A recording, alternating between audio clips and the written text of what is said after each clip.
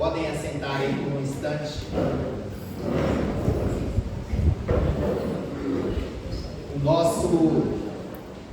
O nosso presidente, ele foi reeleito por mais 4 anos.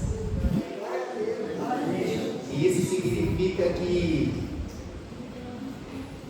nós estamos debaixo de uma árvore frondosa, uma árvore que produz. E você pode ter certeza de uma coisa. Já falei que fui lá outras vezes, não como essa. E o meu voto esse ano foi diferente. Por que foi diferente? Porque agora nós, como pastores, antes, como membros do ministério, você pode ter certeza que nós estamos debaixo dessa autoridade. E a unção que você vai atrair sobre você é aquela que você respeita. É essa que você atrai. E eu vou falar aqui porque ele falou isso lá.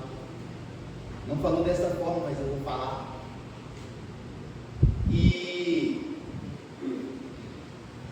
encontrei com o meu pastor também lá, com o meu pai na fé.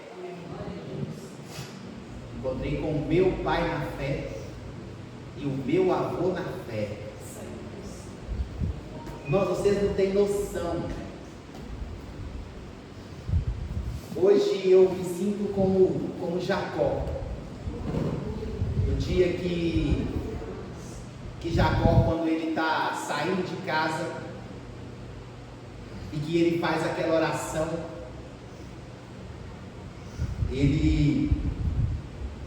quem era Jacó? Neto de Abraão.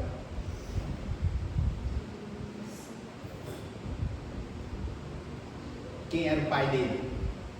Isaac. Era o homem mais rico da época dele. Por quê? Porque o pai dele, a Bíblia diz que o pai dele transferiu tudo que tinha para ele.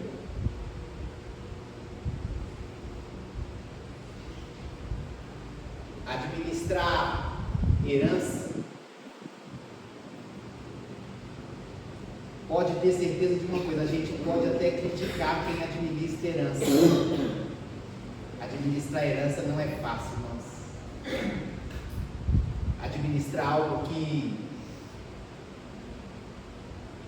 você recebeu. Olha hoje,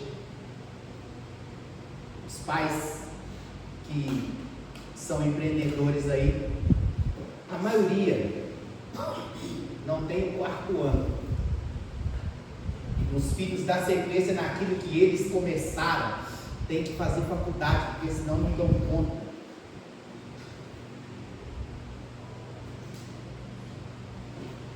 Mas por outro lado, quando você começa lá de baixo e que você chega lá no topo, foi o caso de Ismael. E eu motivei e falar assim para Deus, falei assim: Senhor, não sei como você vai entender isso, mas tá ali, ó, meu avô, homem riquíssimo. Olha lá o meu pai. Já entenderam, né? Amém. Falei do meu avô e falei do meu pai. Falei: olha o meu pai. Meu pai é milionário.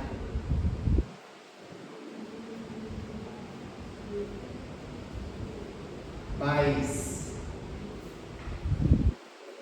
é isso, vamos lá. Abra comigo aí a sua Bíblia. Eu quero falar com você nesta manhã Mateus capítulo 4.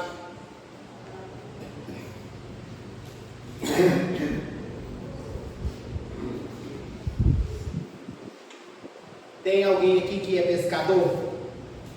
Não, a gente tentou achar ele já, não vai conseguir. Alguém pesca aqui, irmãos? Alguém aqui pesca? Pastorino, alguém pescador de peixe? Tem pescador aqui não?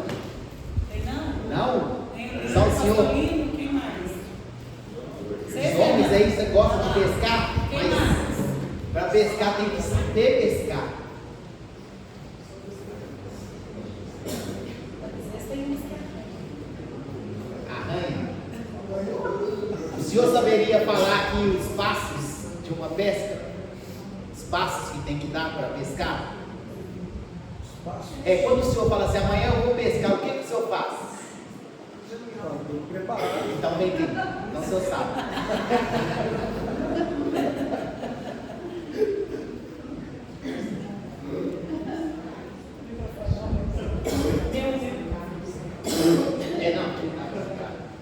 Fala para eles aí os passos que o pescador dá. O senhor vai pescar amanhã. Vou pescar amanhã. Eu tenho que preparar os anzóis, as varas, a isca, né? Eu tenho que saber o local que eu vou pescar, eu tenho que saber qual a isca que eu vou levar. Né? Fala aí. O local. Presta atenção que a pregação já começou. O local, dependendo do local que eu vou pescar, eu tenho que saber qual a isca que eu vou levar, né? Tem a minhoca, tem a isca de massinha. Não adianta eu levar a massinha aonde eu só vou conseguir pegar com minhoca e vice-versa, né? Então a gente tem que sair preparado com tudo isso, né? Iscas artificiais, dependendo do local, né? Tudo isso, mas eu vou Pegando de surpresa. Mas nós vamos aprofundar nesse negócio, irmãos. Coloca aí para mim Mateus 4,18. Olha o que está escrito. Caminhando junto ao mar da Galileia, viu dois irmãos, Simão chamado Pedro e André, que lançavam as redes ao mar, porque eram pescadores. O outro disse-lhes: vinde após mim, e eu vos farei pescadores de homens. Jesus, ele quer transformar cada um de nós pescadores de homens. Por que eu perguntei? Por que Jesus disse isso para eles? Porque era um ramo que eles estavam acostumados. Jesus disse, por quê? Porque eram pescadores. E aí Jesus disse para eles: ó, vinde após mim, e eu farei de vocês pescadores de homens. Ou seja, Jesus estava dizendo assim para eles: eu vou usar o que você tem de melhor. Amém. Não é vem para Jesus, dá um apagão e começa de novo. Jesus estava dizendo para eles: ó, vem, porque eu vou usar essa estratégia que vocês têm na pesca. Eu não tive muito tempo para poder, mas nós vamos, como é o mês, a gente vai aprofundar bastante nisso aqui. Porque quando a gente vai pescar, eu lembro de quando eu era criança, eu ia muito com meu tio. Primeiro a gente ia lá no... Era muito mato ainda, né? Pode parecer que eu tenho 50 anos ainda não, viu? Eu sou mais novo. A gente ia nos campos lá e tinha aqueles cupim. Ia lá, cavacava aquele negócio lá para que a formiga, tinha muita formiga, cupim ali. O que fazia? Chegava lá no lugar, na lagoa, e jogava aquilo lá primeiro, para chamar os peixes.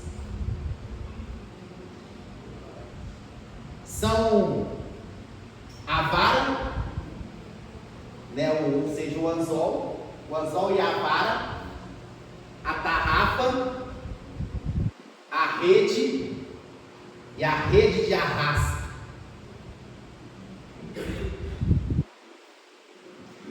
E aí é como o pastor disse aqui, dependendo do lugar, é que você vai escolher o que você vai usar.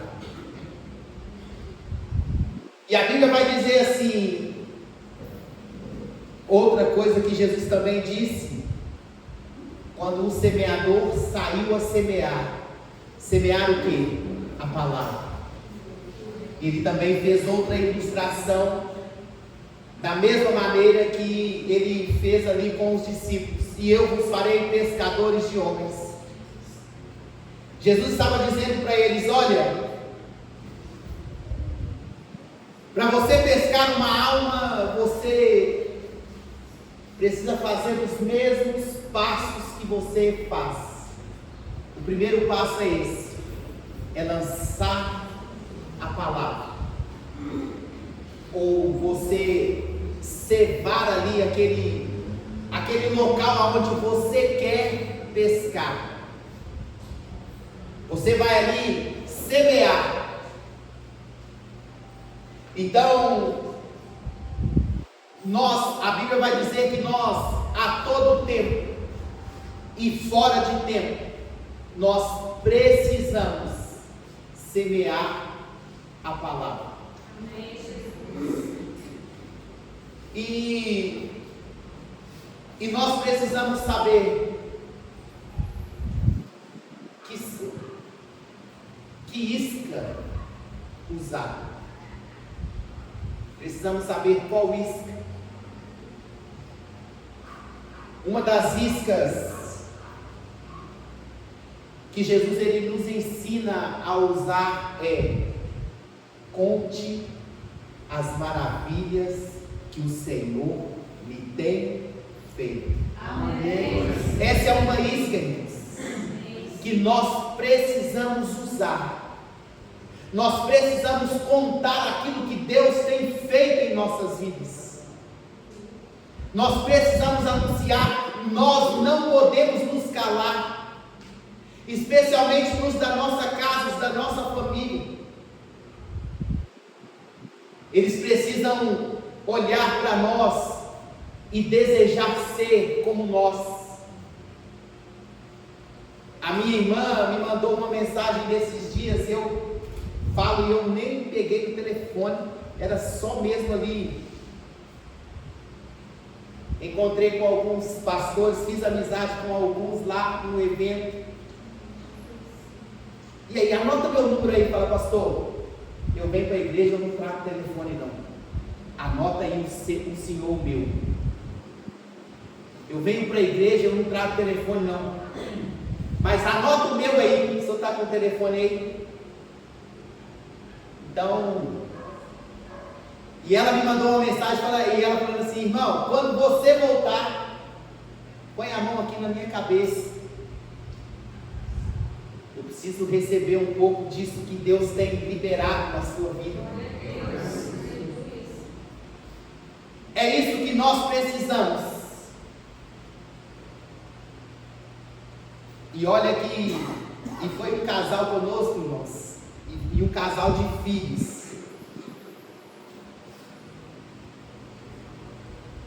Pensa os dois meninos. Eu via eu e minha irmã. Pau quebrado. O tempo inteiro. Mas hoje, e eu até falei com eles, assim, isso aí é só hoje. Aproveita agora. Porque quando vocês crescerem, vocês vão lembrar disso tudo. E é a imagem que eu tenho da minha irmã, é quando a gente era menor e a diferença nossa é de um ano e pouquinho. A deles até um pouco mais. Mas nós não podemos nos calar. Nós não temos esse direito. Por quê? Porque é a nossa geração futura. Eu já falei disso aqui e vou repetir. O maior conquistador que a Bíblia já teve foi Josué. Foi um homem que conquistou, mas não conquistou tudo. mas ele também falhou. O que ele falhou? Em não deixar um sucessor. Ele não conseguiu deixar um sucessor. Assim como Moisés fez com ele. Moisés foi, a primeira coisa que Moisés fez quando chamou Oséias, foi trocar o nome dele. A partir de agora, você não é mais Oséias, é Josué. Vem andar comigo. E ali ele foi vendo tudo que Deus estava fazendo. Pode ser que ele não entendia, mas ele estava sendo preparado para aquilo que Deus queria fazer. E é responsabilidade nossa, como foi dito aqui, com a nossa geração futura. Amém, Jesus. Com os nossos filhos, com os nossos netos. Então nós não podemos nos furtar e furtar essa geração.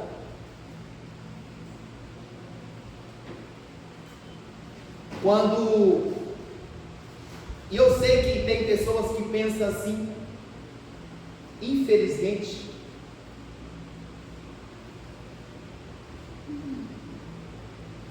porque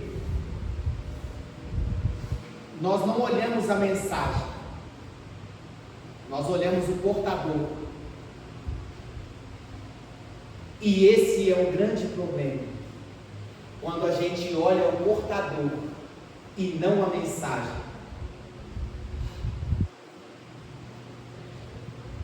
Eu acredito que muitos não falaram, mas pensaram quando o pastor Mário chamou as crianças que estavam lá: venham aqui ajudar a ministrar a ceia. Não, eu não vou tomar ceia da mão de criança. Não, tem que ser de um adulto, um diácono. Pode ser que teve muita gente ali olhando o portador e não a mensagem. Irmãos, eu agradeço a Deus de que quando eu cheguei na igreja, mesmo eu sem eu ter sido batizado primeiro nas águas, não porque eu não queria, não era isso, eu me converti em meios ali de janeiro, fevereiro, março, até março. E só foi ter batismo na igreja em outubro. Só foi ter batismo na igreja em outubro. Só que tem alguns que dizem que eu não poderia participar da ceia. Porque a ceia era para quem era batizado. Só que eu aprendi diferente. Meu pastor é águia. E ele sempre ensinou: a ceia é para quem é salvo. Se a ceia é para quem é salvo, então não tinha por que eu não participar. E ainda hoje mesmo com as crianças. As crianças são salvas, irmãos. E por que elas não podem participar da ceia? Tem muitos lugares que não dão a ceia para a criança. A Bíblia vai dizer: ensine a criança no caminho, porque quando ela for mais velha, ela não se desviará dele. Então, se ela tomava ceia quando criança, quando adulto também ela vai se lembrar. Opa. E é isso tudo que nós precisamos passar, nós precisamos ensinar isso, nós precisamos reforçar. Falo agora aqui da minha casa, a minha casa materna. Começou primeiramente comigo, e olha que foram anos. Isso depois de eu ter recebido dos meus avós. Durante anos, somente eu na minha casa. Passei bons pedaços com a minha mãe.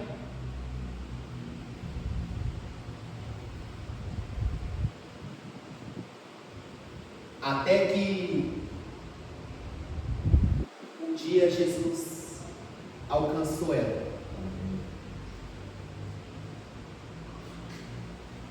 Meus irmãos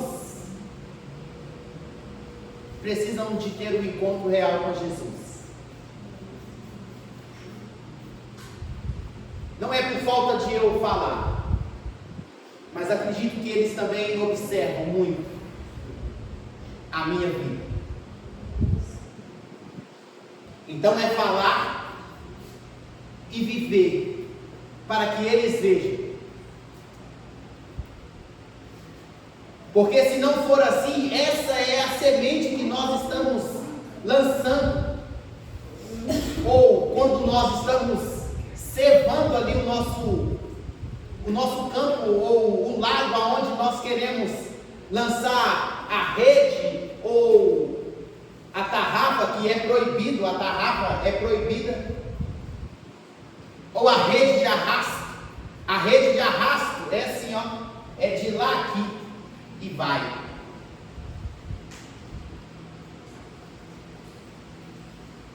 A rede é aquela que joga, né, e ela vai e fecha. A tarrafa eu tentei lembrar, mas eu não consegui bem, não. A tarrafa é essa aí. Aquela que tem as... Você lança ela abre e tem as fecha. Mas e a rede? A rede é essa aqui, você só arrasta. Ah, então são 3. Não são 4, são 3. Então é isso que nós precisamos fazer, irmãos. A tempo e fora de tempo. Ainda que você lançou uma semente hoje e ela caiu à beira do caminho, lançou outra e ela caiu ali entre os espinhos, caiu entre as pedras, mas o que nós não podemos fazer é deixar de semear. O que nós não podemos fazer é deixar de lançar a palavra. Nos evangelhos, eu até procurei, mas depois eu vou falar essa referência certa. Quando na multiplicação dos pães, tem uma que vai dizer, e sobraram 12 cestos cheios de pães. E aí eu pergunto para você, por que sobrou pão e não sobrou peixe? Vai dizer que sobrou pão, mas não disse que sobrou peixe, porque o peixe representa o homem, e o pão representa o que? A palavra.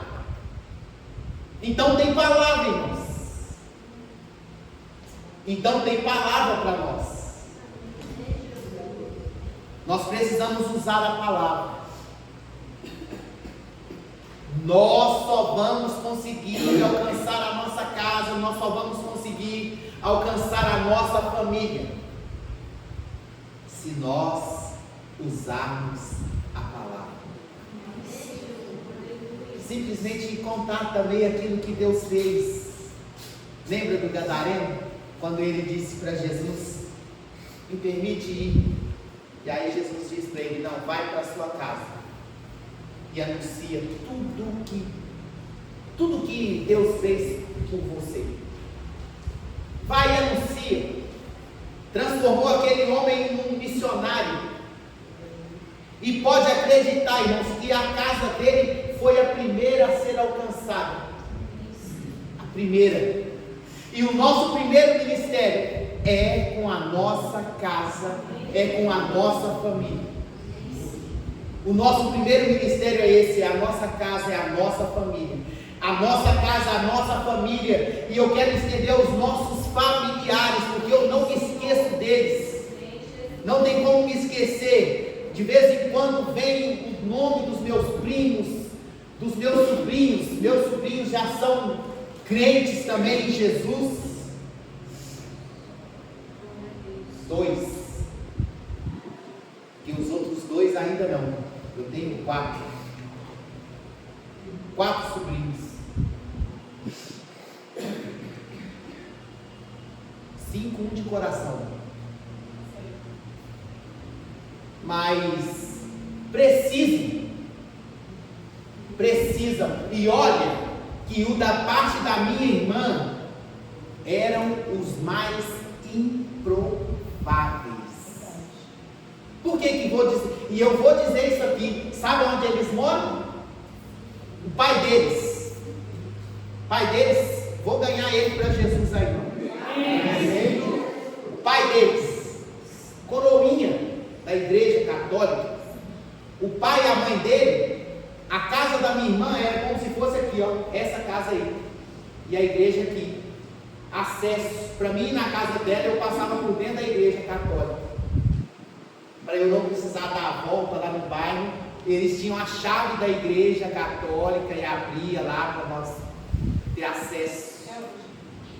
Hoje já os pais dele que faziam isso já estão bem idosos. Aí devolveram a chave, fecharam o muro. Falei assim, é Deus agindo. Devolveram a chave e fecharam o portão que tinha de acesso. Meus dois sobrinhos, que foram criados dentro da igreja católica por influência dos avós paternos e do pai, hoje já confessaram Jesus. Então, irmãos, o que começou, aquele que começou a boa obra, ele é fiel para terminar. É fiel para terminar. O que nós não podemos fazer é nos calar. É nos calar. Nós precisamos contar, nós precisamos anunciar. Jesus, ele disse assim: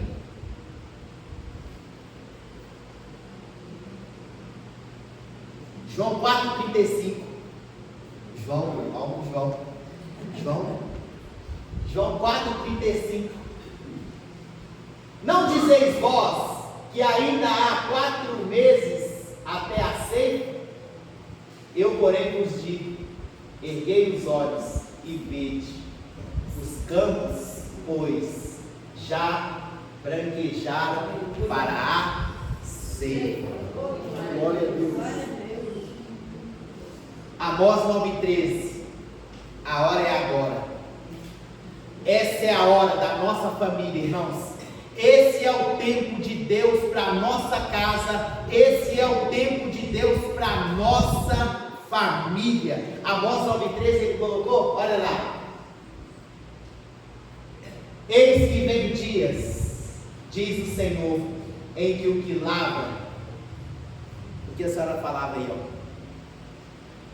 Eis que vem dias, diz o Senhor, que o que lavra segue logo o que ceifa, e o que pisa as uvas ao que lança semente. Amém, Deus. Vou traduzir. A pastora até falou hoje aqui pela manhã de Jairo e da mulher com fluxo de sangue. Jairo chegou na igreja, Jairo já estava 20 anos na igreja. E aí ele chega: oh Senhor, eu preciso que o Senhor faça um. E aí vem uma nova convertida. E ela já logo rouba a cena. Ela roubou a cena. Por isso, a necessidade de nós sermos renovados constantemente ou diariamente, irmãos. Nós precisamos ser renovados. Porque não era para ser assim, mas tem uma mensagem que eu prego: o remover das cinzas. Você sabe o que é uma cinza? Uma cinza é uma brasa que foi se apagando. Se você soprar, a cinza vai embora e a brasa acende de novo. Então é isso que nós precisamos. Nós que estamos na igreja aqui há 10, 15, 20, 30, 40 anos, nós precisamos que esse vento venha em nós constantemente. Reacender a chama. A canção cantou aqui: reacender a chama em nós. E vou terminar aqui. Nas 7 cartas às igrejas da Ásia, uma delas ele vai dizer assim: o que eu tenho contra você é que você abandonou o meu primeiro amor. O que nós não podemos abandonar, irmãos, é o primeiro amor. Nós precisamos a cada dia estarmos mais apaixonados por Jesus. Vou te falar algo que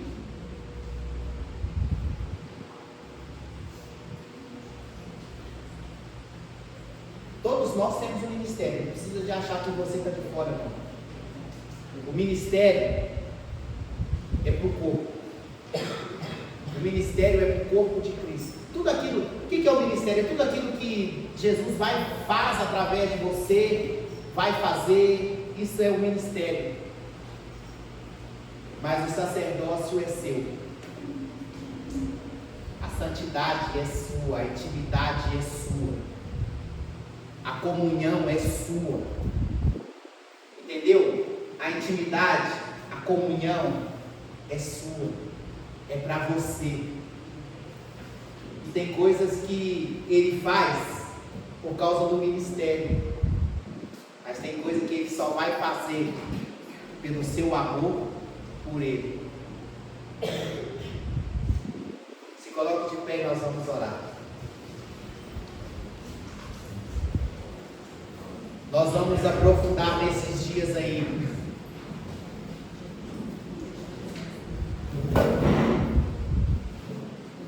Coloque a sua mão